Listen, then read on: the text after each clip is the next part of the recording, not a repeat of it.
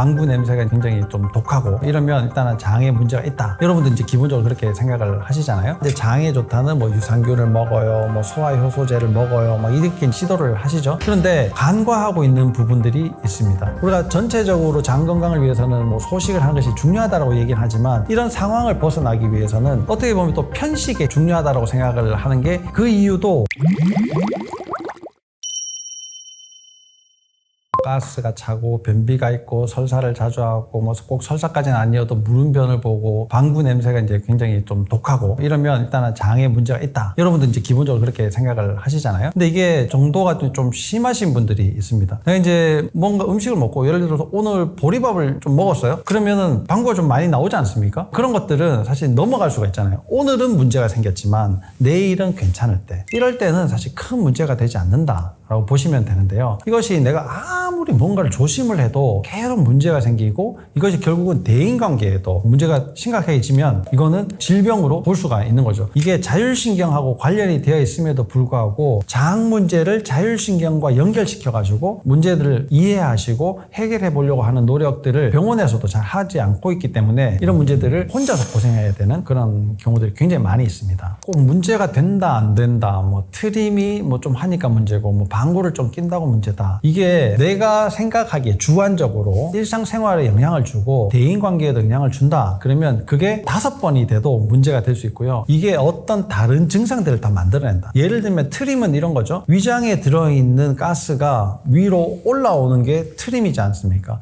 그러면 위장에 들어있는 여러 가지 내용물들이 공기만 빠져나오는 게 아니고 공기가 빠져나올 때 같이 올라오면서 식도에 영향을 많이 줄 때, 이때는 진단을 해볼 수가 있을 거예요. 방구를 이제 끼는데 내가 이렇게 소화도 잘 안 되고 배고픔도 별로 못 느끼고 여러 가지 상황들에서 같이 느낀다. 방구를 꼈는데 뭐 변을 좀 지린다. 이런 문제들까지 이제 겹쳐져 있으면 이거는 좀 진단을 제대로 받아야지 되는 상황이다라고 볼 수 있을 겁니다. 장에 살고 있는 균, 특히나 과민 대장 증후군이지 않습니까? 대장에는 위장관 중에 가장 많은 균들이 살고 있죠. 왜냐하면 음식물이 이제 소장에서 흡수될 건 흡수되고 찌꺼기들이 대장으로 내려왔을 때 거기에서 물을 흡수하면서 점차 굳어져 갈 때 좋은 균들이 이걸 발효를 잘 시켜가지고 대변으로 이제 만들어야지 되는 과정을 대장에서 이제 하는데요. 그게 잘 안 될 때, 그러니까 발효를 시키는 것이 아니고 부패를 만들어낼 때, 이때가 이제 과민 대장 증후군을 만들어내는 가장 이제 핵심 요인이다. 이렇게 이제 이해를 하고 있죠. 여러 가지 약물을 쓰고 뭐 다른 방법들을 써도 잘 안 되니까 이게 요즘은 대변 이식을 하죠. 건강한 사람의 대변에서 뭐 대변을 그대로 넣는 게 아니고 거기에서 이제 균들을 추출을 해가지고 좋은 균들을 많이 이제 증식을 시키죠. 그걸 다시 대장에 이식을 시켜주는 거예요. 우리가 이제 뭐 그렇게 균을 이식시킨다 이러니까 아니 나는 유산균 먹고 있는데 뭐 그렇게까지 해야지 돼 이렇게 말씀을 하시는데요. 유산균이라고 하는 거는 제품화되어 있는 뭐 영양제 중에 이제 또 하나죠. 그리고 이 균이라고 하는 것은 여러분들이 뭐 이게 음식 찌꺼기 같은 거 있잖아요. 그걸 아무리 깨끗하게 해가지고 했더라도 하루만 더 보세요. 벌써 이상한 냄새가 나지 않습니까? 거기에서 이상한 균들이 증식하기 때문에 그런데요. 내가 매일같이 이렇게 좋은 유산균을 먹을 필요가 있는가도 한번 생각을 해보셔야지 됩니다. 균이라고 하는 거는 적절한 환경과 상황이 되면 금세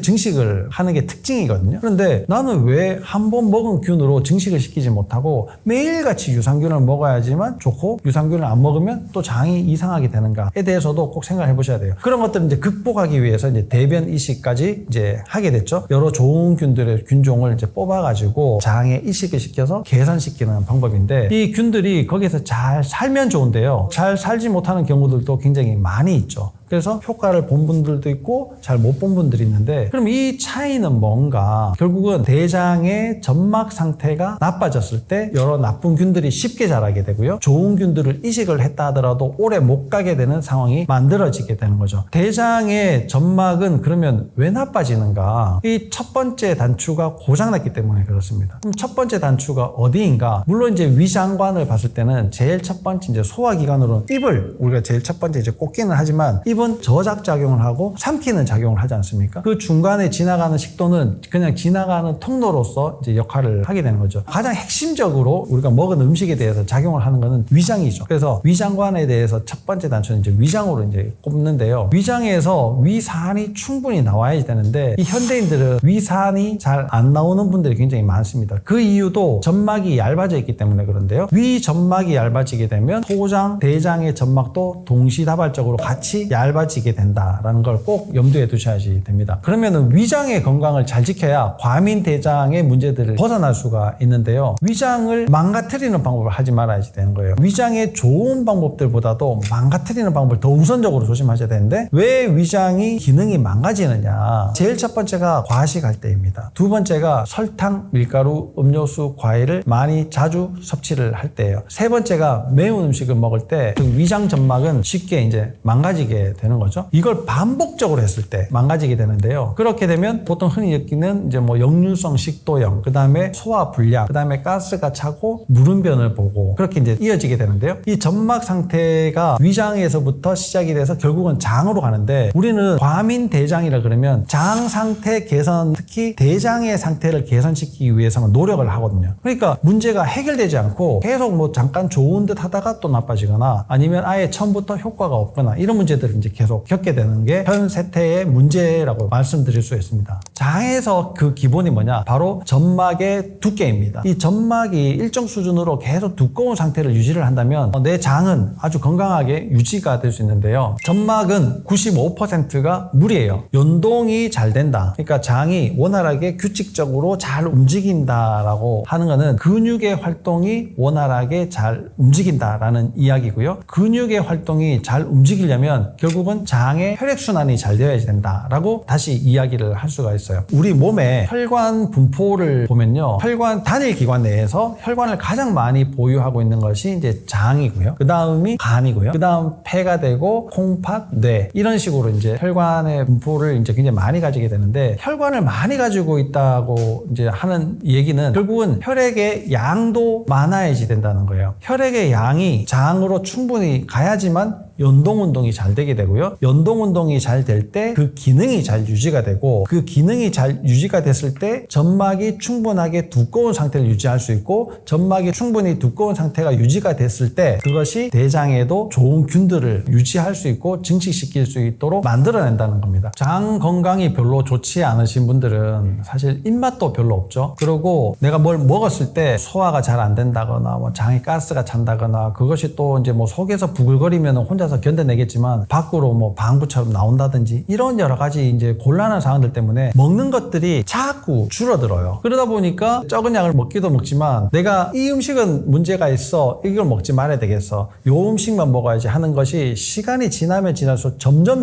더 줄어들거든요. 그래서 어떻게 보면 또 편식의 효과까지 생기게 됩니다. 우리가 전체적으로 장 건강을 위해서는 뭐 소식을 하는 것이 중요하다고 얘기는 하지만 이런 상황을 벗어나기 위해서는 어떻게 보면 또 편식의 효과를 만들어내게 된다라는 걸 꼭 염두에 두시고요. 내가 이제 너무 편식을 하고 있는 상황이다. 아니면 음식을 가려서 먹어도 잘 해결되지 않는 상황이다. 내가 이제 음식의 맛이 별로 없고 먹으면 항상 걱정부터 먼저 된다. 이런 분들은 장 건강을 위해서 자율신경 상태도 꼭 확인해 보시고요. 내 몸의 탈수 상황도 꼭 한번 체크를 해 보시기를 바랍니다.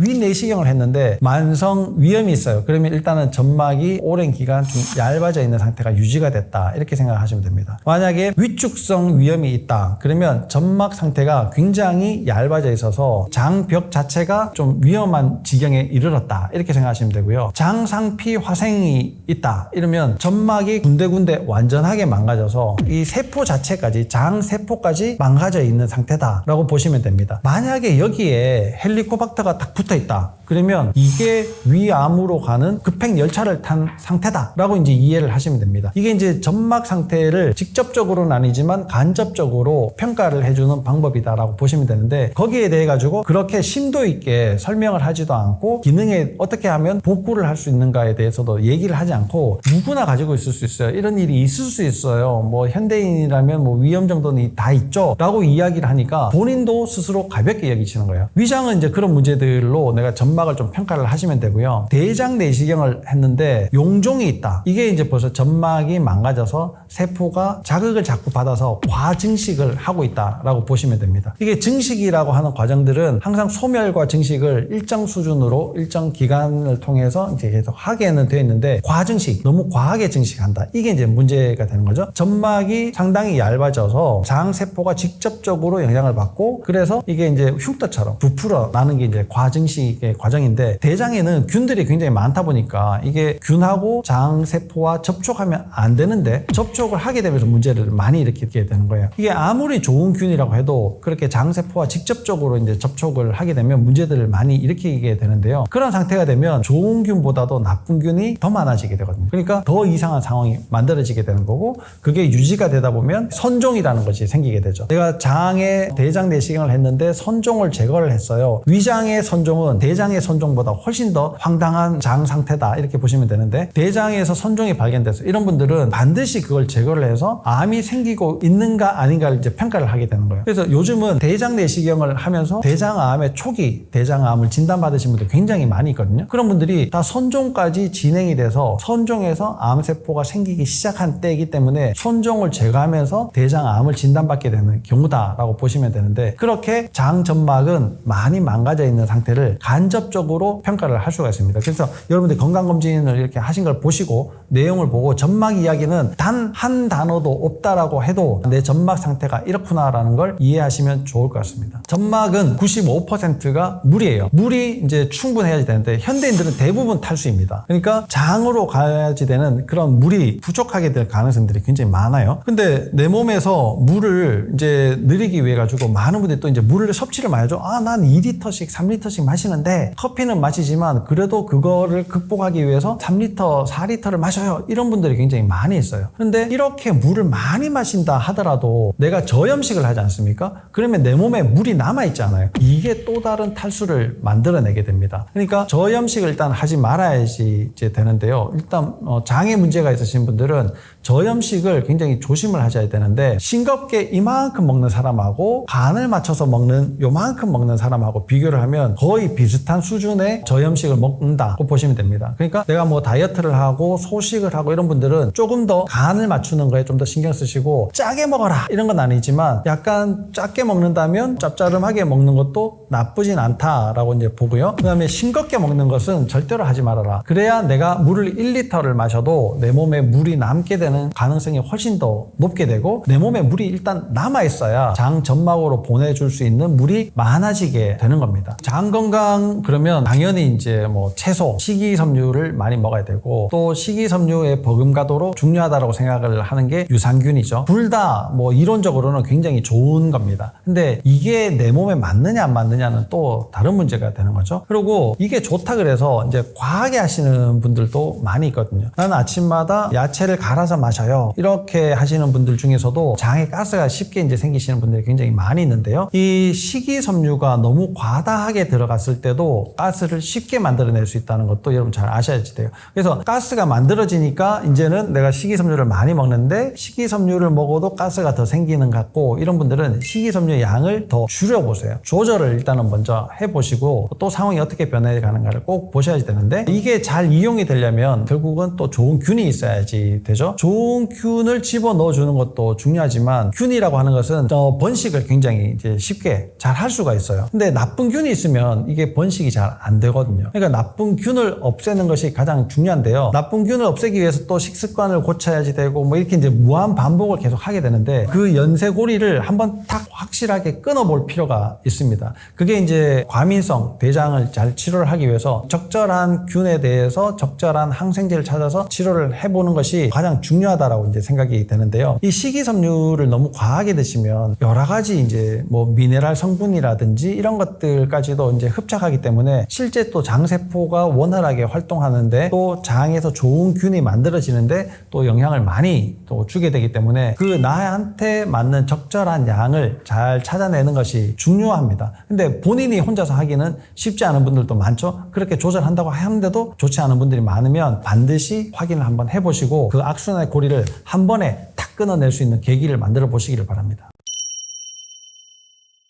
장 건강을 지키려면요, 좀 부드러운 음식, 좀 자극이 덜 가는 음식을 드시면 좋습니다. 그런 음식들이 사실은 뭐 많죠. 뭐 장이 좋다는 음식들이 굉장히 많이 있지만 장을 망가뜨리지 않으면요, 항상 제 기능을 잘 유지를 할 수 있다 라고 보시면 돼요. 그럼 어떻게 해야지 되느냐? 식이섬유를 먹어야 되는데요. 그 식이섬유 중에서도 셀룰로즈가 이게 별 도움이 되진 않고 헤미셀룰로즈라는 게 이제 도움이 많이 되거든요. 헤미셀룰로즈는 우리가 먹는 상추 잎 하나를 친다면 아주 조금 들어있어요. 그게 현미 속껍질에는 비교적 많은 양이 들어있거든요. 그러니까 현미 밥을 드셔라 이런 얘기가 아니고 셀룰로즈, 우리가 식이섬유를 먹으면 건강해진다라는 생각을 조금 바꾸셔라 이런 이야기입니다. 헤미셀룰로즈를 많이 이제 보충을 하게 되면은 아무래도 좋은 균들이 그 음식을 먹고 잘 살게 되는데요. 좋은 균들은 점막을 잘 갉아먹지 않거든요. 나쁜 균들이 생기면 자꾸 갉아먹으니까 좋은 균들을 많이 만들어서 나쁜 균들이 잘 생기지 않는 환경을 만드는 것이 또 중요하고요. 이 잘 소화되지 않은 음식물 찌꺼기들이 자꾸 내 장에 많아지게 되면 그것도 좋은 균이 만들어진 효과를 또